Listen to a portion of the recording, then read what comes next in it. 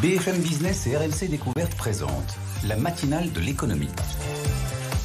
Good Morning Business avec Laure Closier.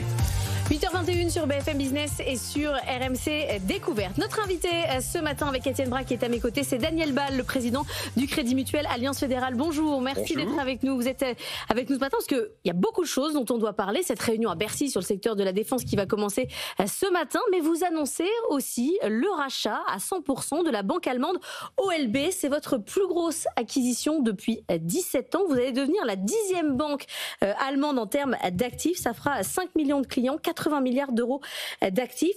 Pourquoi cette banque que nous, franchement, en France, on ne connaissait pas ? Oui, bien sûr, OLB n'est pas connue en France. Pour nous, c'était une cible presque idéale. Notre volonté est de nous développer en Europe. Jusqu'à présent, nous réalisons à peu près 80% de nos revenus en France. On est sans doute la plus française des banques françaises. Le développement en Europe nous intéresse et l'Allemagne est notre marché. Pour un groupe dont le siège est à Strasbourg, l'Allemagne, évidemment, est une évidence. Nous sommes déjà très présents en Allemagne avec Targo Bank et nous venons de créer une filiale d'assurance ACM Deutschland. Et ça fait un moment qu'on regardait une banque plutôt universelle qu'on puisse acquérir. Je vais dire qu'on en a d'ailleurs regardé d'autres avant de vraiment trouver que OLB était notre bon modèle.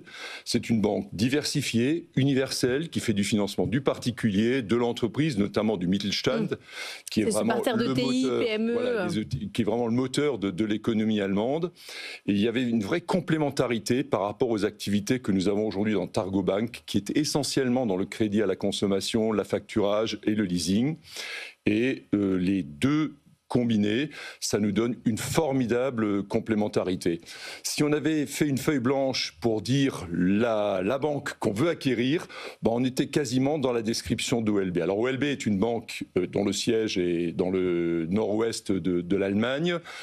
Ce qui nous intéresse beaucoup aussi, c'est son modèle et également sa capacité à distribuer du crédit à l'immobilier, ce que nous savons très bien faire en France, mais nous n'avons pas ce savoir-faire en Allemagne chez Targo Bank. Or, c'est notre projet chez Targo Bank de développer également cette activité de crédit immobilier, ainsi que le modèle qu'on connaît bien en France de banque assurance. OLB, ils avaient l'intention de s'introduire en bourse. Désormais, c'est une autre histoire. Est-ce que ça veut dire que vous avez payé cher ? Vous avez dû quand même batailler ?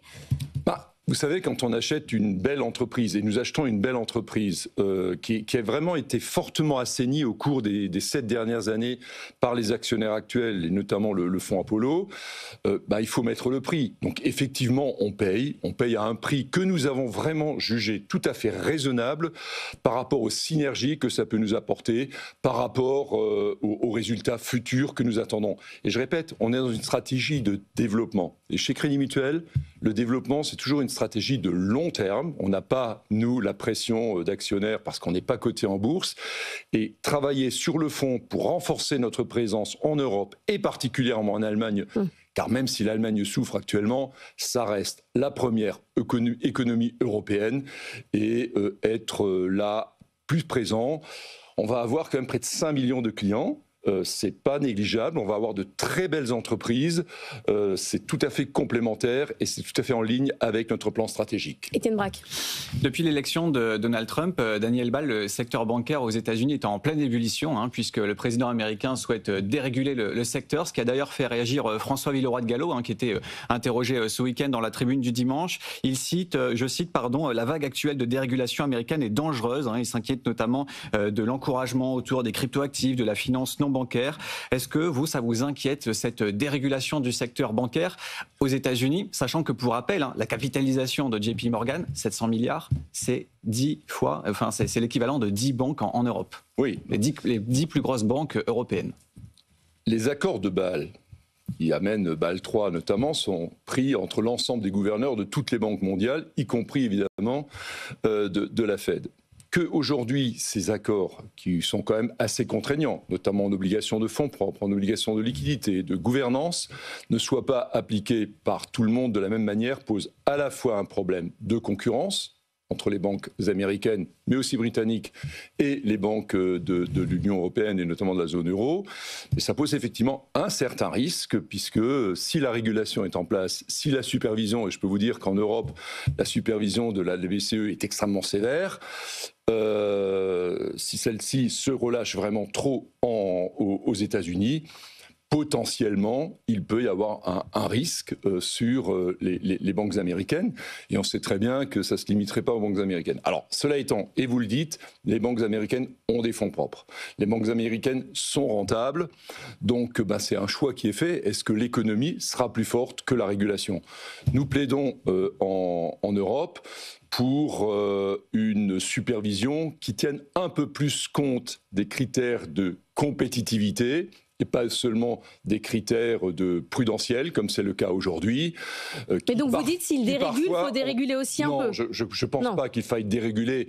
Je dis simplement qu'il ne faut pas encore rajouter des couches de prudentiels, comme on le voit quand même régulièrement dans les relations que nous avons avec notre superviseur. Donc voilà, cela étant, les banques européennes aujourd'hui sont clairement extrêmement solides. Et l'action menée par la Banque Centrale Européenne, l'action menée par la surveillance qui est en place aujourd'hui, les conforte. À Bercy aujourd'hui, réunion entre les assureurs, les banquiers, les gros acteurs de la défense et un tissu de PME. On cherche 3 à 5 milliards, en gros, pour le tissu industriel français. On va les trouver. Oui, d'ailleurs aujourd'hui, les banques françaises d'une manière générale, le groupe Crédit Mutuel, notamment par sa filiale CIC, finance déjà très largement l'industrie de la défense en France. Aujourd'hui, le sujet est qu'il va falloir aller plus loin, compte tenu des projets qui sont en cours. Il va également falloir financer l'effort de l'État, qui est un autre sujet. Là, c'est en rapport avec le budget. Aujourd'hui, on est en mesure, j'en suis convaincu, après un certain nombre d'outils à mettre en place, de trouver les réponses. Pour ce qui nous concerne... Vous n'étiez pas bloqué par les critères ESG, vous n'étiez pas empêché d'investir dans l'armement comme on en entend parfois. L'histoire des critères ESG, c'est un faux problème. Est-ce que, aujourd'hui, parce qu'on a des critères ESG, et nous avons des critères ESG extrêmement sévères, est-ce qu'on doit ne pas financer l'industrie de l'armement, alors que l'industrie de l'armement permet tout simplement de donner les moyens aux États, et notamment à l'État français, de défendre la sécurité, de défendre sa souveraineté. Donc ça n'avait jamais bloqué personne. Ça me semble être vraiment la première obligation régalienne d'un État. Pour ce qui nous concerne, nous finançons depuis très longtemps l'industrie de la défense. Évidemment, une industrie de la défense avec une politique sectorielle. Nous ne finançons pas n'importe quoi. Nous avons évidemment des règles extrêmement strictes. Nous ne finançons évidemment pas les armes de destruction massive. Enfin, tout ça est clairement indiqué dans notre politique sectorielle. Mais une entreprise, une PME ou une ETI française, ou même les grandes entreprises... Vous faites une évaluation du risque classique. Absolument. Ça n'a rien à voir avec les critères ESG. Non, les critères ESG ne doivent pas entrer en compte dès lors qu'il s'agit d'assurer la protection de la population, la souveraineté d'un État démocratique comme la France. Merci beaucoup Daniel Bal d'être venu.